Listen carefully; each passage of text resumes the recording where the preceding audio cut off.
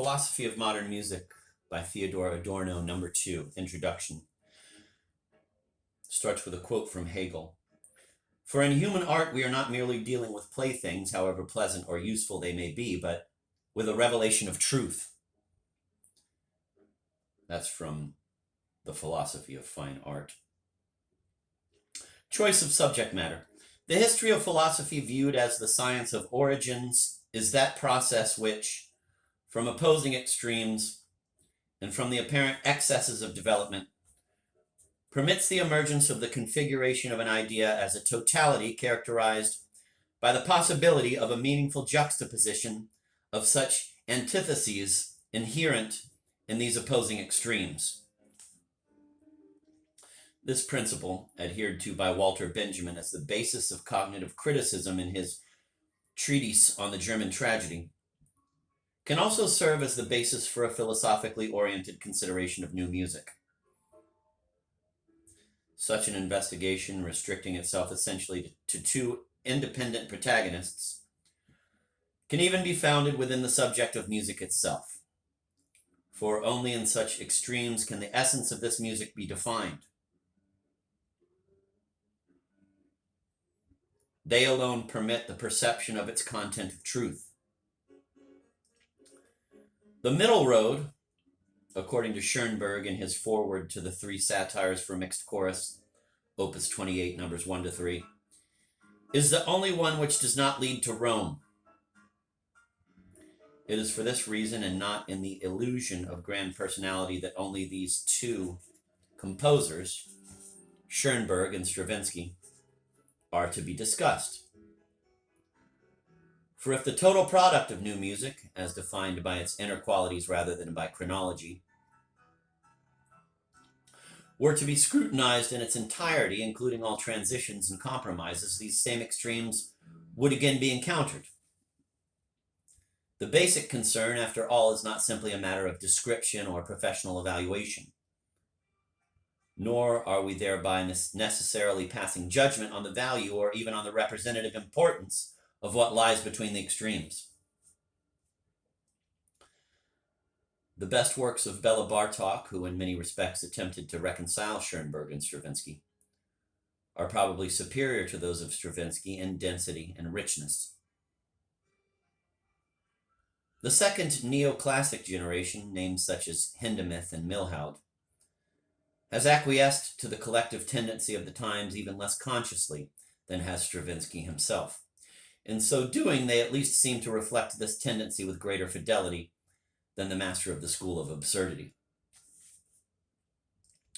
But a study of this intermediate generation would necessarily lead to an analysis of the two innovators, not simply because they are deserving of historical priority and because the second generation is derivative, but because the innovators, by virtue of their uncompromising consistency, have driven forward to the point that the impulses present in their works have become legible as concepts of the object of investigation itself.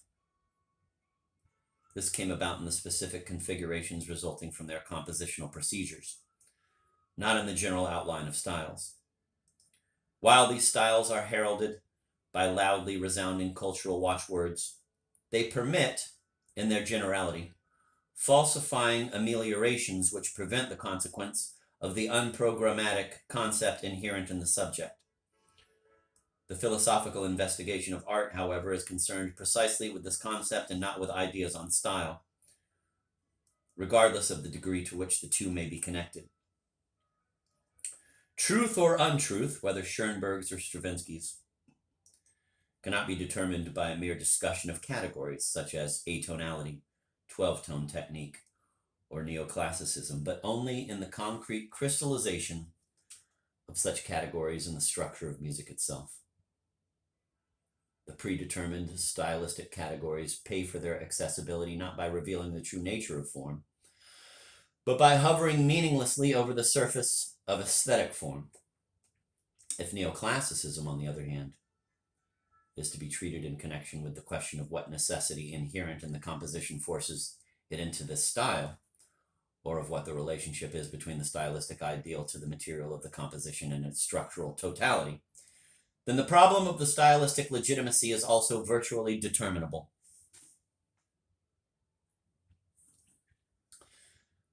New conformism, whatever resides between the extremes, is today actually no longer in need of an interpretative relationship to those extremes. Rather, in fact, its very indifference makes speculation superfluous. The history of modern music no longer tolerates a, quote, meaningful juxtaposition of antitheses, end of quote.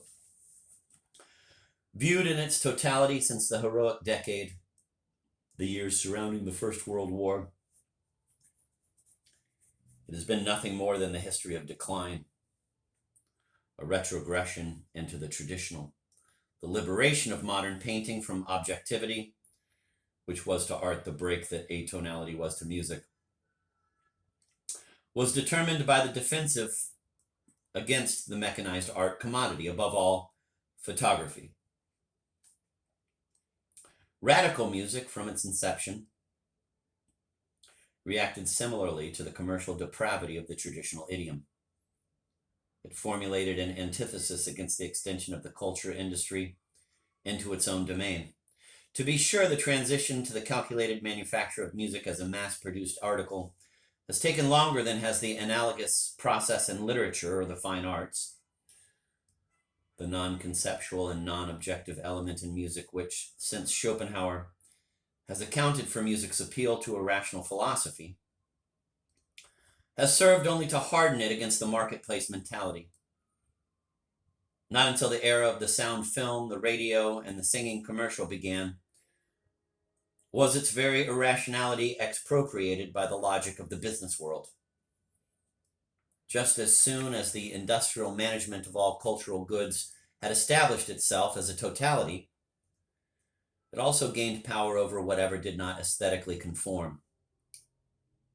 Because the monopolistic means of distributing music stood almost entirely at the disposal of artistic trash and compromised cultural values, and catered to the socially determined predisposition of the listener, radical music was forced into complete isolation during the final stages of industrialism.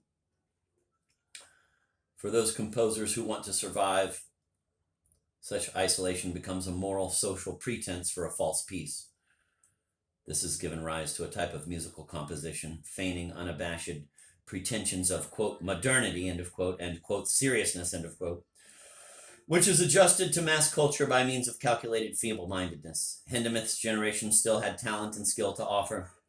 Their moderation confirmed itself above all in its intellectual submissiveness, which committed itself to nothing, composing according to the whims of the times, and liquidating in their compositions, as in their despicable artistic credo, everything which was musically uncomfortable.